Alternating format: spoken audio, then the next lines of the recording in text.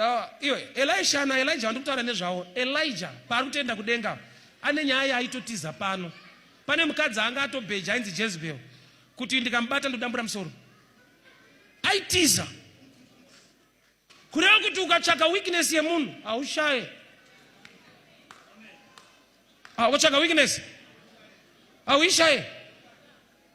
Moses chakamutadzisa kupinda Kenani paMeribha akanzi taura nedombo yenda kubva arova. Mwari akati hauchapinda. Saka unogona kuti saka Moses haateereri ndosiyana naye. Utsvaga umwe mufundisi.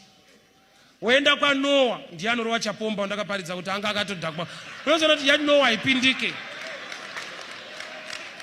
Unopedzera wavhura yako ndikutokutaurira zvo. Ende yako yacho hauvhure nokuti hausiwo right futi.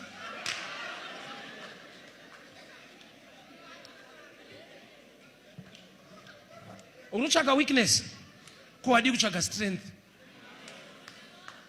As long ari munhu ndo zvinoita kuti aramba ari munhu. Akangova perfect atoo Mwari haachanamata ngaatonamatwawo. Panoramba paine difference pakati pemunhu naMwari.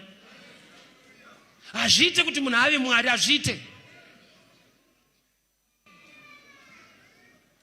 Kune the sons of prophets vaifamba vari kure pandaverenga at a distance. Vanga vasingade kuva close. Why? Vainyara kuti ndiye mudhara wokutiza mukadzi anonzi Jezebel ko. Ndi prophet but havane fear. Saka hatidi kunyatsozivikanwa kunzi tinopinda yawo. Tetingopindira tiri kure kure. Osa kune munhu wokuti tinenge tinaye munomu.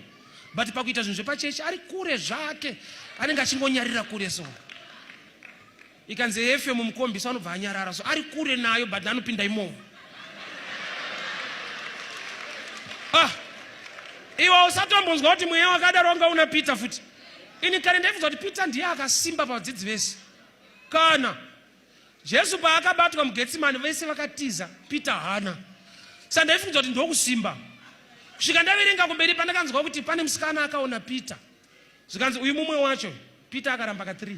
Kuti Peter hatize anoteera kuti arambire ikoko. Ikoko ndokwa kumusangano harofe anozorambira muno. Ndo manenge achiti zvazviite.